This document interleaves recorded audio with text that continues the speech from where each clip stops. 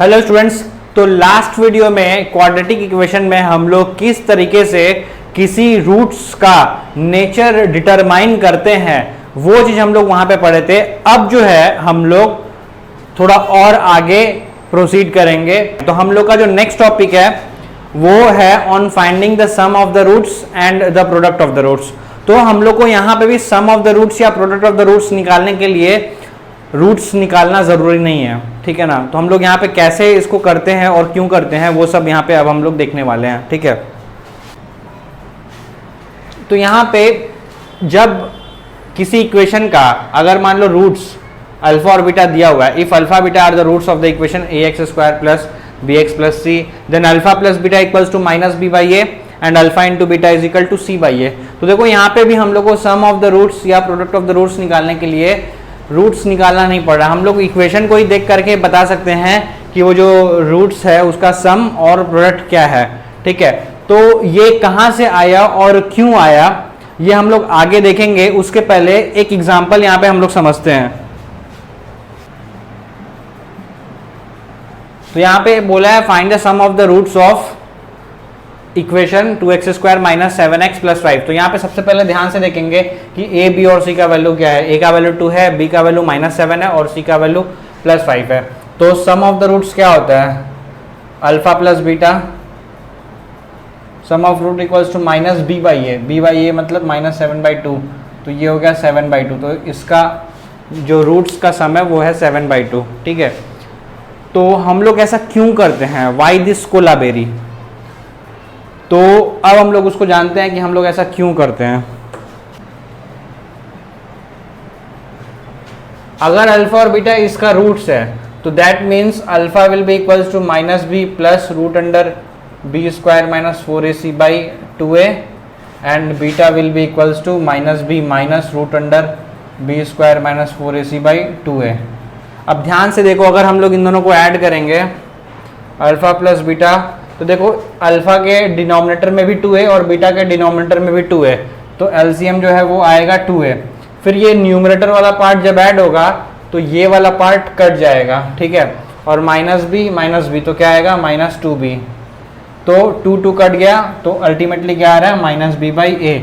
Similarly जब हम alpha into beta करेंगे तो देखो यहाँ पे अल्फा इंटू बीटा करने के टाइम में ये देखो -b को ऐसे ब्रैकेट में लिखा प्लस ये वाला पार्ट ब्रैकेट में लिखा, यहाँ पे भी देखो -b को ऐसे ब्रैकेट में लिखा और ये वाले पार्ट को ऐसे ब्रैकेट में लिखा। तो देखो ये a प्लस बी और a माइनस बी के फॉर्म में है। तो जब हम लोग इन दोनों को मल्टीप्लाई करेंगे तो क्या आएगा -b का स्क्वायर, जैसे a plus B into a minus B क्या होता है, a plus B into a minus B a² - b² होता है। वही सेम प्रोसेस यहाँ पे भी फॉलो होगा, क्योंकि देखो बीच में यहाँ प्लस है और यहाँ पे माइनस है, बाकी इधर पे और इधर पे सेम है। तो -√b² - 4ac का स्क्वायर और डिनोमिनेटर जो है 2a इंटू 2a क्या हो जाएगा 4a², -b का स्क्वायर क्या हो जाएगा +b², फिर ये स्क्वायर खुलेगा -b² plus 4ac divided by 4a²। तो b² कटेगा, 4 कटेगा, 1 कटेगा, तो क्या आएगा c/a।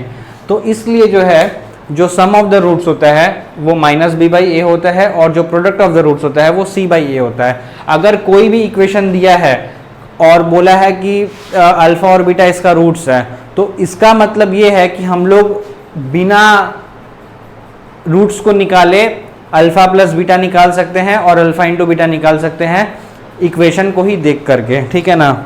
तो यहाँ पे क्वेश्चन किस तरीके का पूछा जाता है वो हम लोग अब करते हैं, ठीक है। और यहाँ पे एक और चीज़, कुछ फॉर्मूलाज लगता है, जैसे कि alpha plus beta, अल्फा² plus बीटा² equal to alpha plus beta का होल स्क्वायर -2 अल्फा बीटा। ये सब फॉर्मूलाज कुछ कभी कभी के लगते हैं। Alpha cube plus beta cube equals to alpha plus beta whole cube -3 alpha beta into alpha plus beta. तो ऐसे करके कुछ फॉर्मूलाज यहाँ पे भी लगता है। हम लोग आगे देखते हैं कि सम्स को यहाँ पे कैसे किया गया है, ठीक है। तो यहाँ पे एक क्वेश्चन हम लोग देख सकते हैं, क्या बोल रहा है, if the alpha and beta are the roots of this equation find the value of alpha by beta plus beta by alpha. तो सबसे पहला जो लाइन दिया हुआ है, इस पहले लाइन को देख करके एक चीज हम लोग आंख बंद करके निकाल सकते हैं, और वो है अल्फा प्लस बीटा और अल्फा इंटू बीटा। तो अल्फा प्लस बीटा क्या होगा, minus B by A, that means -5/2, और alpha into beta equal to C by A, और वो है 1/2। ठीक है, स्टार्टिंग में आंख खोल करके निकालना, आंख बंद करके निकालने से फिर दिक्कत होगा। तो अब हम लोग जो है इसका वैल्यू फाइंड करेंगे। तो इसका वैल्यू जब हम लोग फाइंड करेंगे, पहले इसको सिंप्लीफाई करेंगे, तो क्या आएगा, बीटा अल्फा एज एलसीएम। अब देखो इस एलसीएम को अगर हम लोग बीटा से डिवाइड करेंगे तो अल्फा आएगा, अल्फा इंटू अल्फा क्या हो जाएगा, अल्फा स्क्वायर। सिमिलरली यहाँ पे आएगा बीटा स्क्वायर। अब देखो ये जो अल्फा प्लस बीटा का होल स्क्वायर लिखा है, हम लोग उसको क्या लिख सकते हैं, अल्फा प्लस बीटा का whole square minus 2 alpha beta. ठीक है, क्योंकि हम लोग को अल्फा प्लस बीटा और अल्फा इंटू बीटा का वैल्यू पता है, तो हम लोग ये वाले को इस फॉर्म में एक्सप्रेस कर देंगे। और यहाँ पे देखो जैसे बीटा अल्फा का मतलब तो एक ही हुआ ना, अल्फा बीटा। अब यहाँ पे हम लोग वैल्यू सबका पुट कर देंगे। अल्फा प्लस बीटा का वैल्यू क्या दिया है, -5/2, तो -5/2 का स्क्वायर -2 इंटू अल्फा बीटा, तो अल्फा बीटा कितना है 1/2। ठीक है, divided by alpha into beta, that means 1/2। तो ये क्या आ जाएगा 25/4 माइनस 1/2। तो यहाँ पे आएगा 21/4/1/2, तो ये हो जाएगा 21/2। ठीक है, तो 21/2 जो है इसका आंसर हो गया। ठीक है, तो इसका वैल्यू हो गया 21/2। तो ये काफ़ी सिंपल सम्स था। ठीक है, तो इस तरह का सम्स ही पूछा जाता है, थोड़ा घुमा फिरा करके थोड़ा सा कभी कभार पूछा जाता है। ठीक है, तो we are having one more problem. For what value of k 2x² + 5x + k + 1 = 0 will have reciprocal roots. तो ये जो रेसिप्रोकल रूट्स वाला पार्ट है, ये थोड़ा सा स्टार्टिंग में देखने में भयानक लगेगा, बट ऐसा है नहीं। ठीक है ना, तो इसको हम लोग कैसे प्रोसीड करेंगे। रेसिप्रोकल रूट्स होने का मतलब क्या हुआ, अगर मान लो एक रूट अल्फा है तो जो दूसरा रूट होगा वो 1/अल्फा होगा। तो अगर ये अल्फा है और ये 1/अल्फा है, तो इन दोनों को जब हम लोग मल्टीप्लाई करेंगे तो 1 आएगा। कंफर्म है कि 1 ही आएगा। तो that means always for reciprocal roots always the product of the root will be equal to 1। तो that means product of roots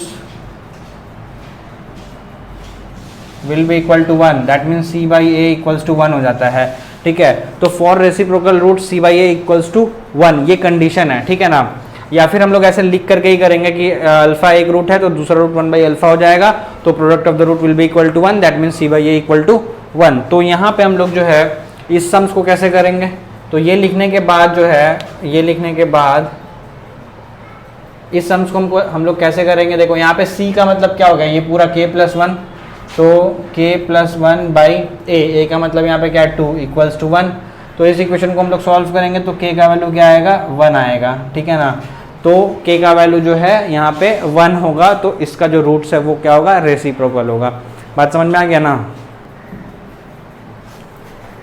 तो अब हम लोग यहाँ पे ये देखेंगे कि अगर हम लोगों को रूट्स दिया रहेगा और इक्वेशन निकालने के लिए बोला जाएगा तो कैसे करना पड़ेगा।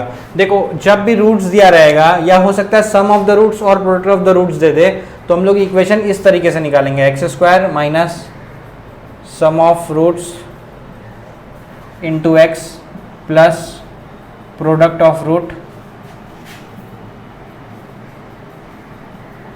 Equal to 0। ठीक है, यहाँ पे जो इक्वेशन निकालने का जो फॉर्मूला है वो ये हो गया, x² minus sum of root into x plus product of root equal to 0। ठीक है, तो अगर रूट्स गिवन है तो सम ऑफ द रूट्स निकाल के यहाँ पुट कर देंगे और प्रोडक्ट ऑफ द रूट निकाल करके यहाँ पे पुट कर देंगे। फॉर एग्जांपल अगर मान लो बोला गया हो कि 2 और 3, ठीक है ना, 2 और 3 वो इक्वेशन फाइंड करो जिसका रूट्स 2 और 3 है, तो सिंपल है, x² minus sum of the roots का मतलब क्या हो गया 2 + 3 5x plus product of the roots क्या हो जाएगा 6 इक्वल टू 0।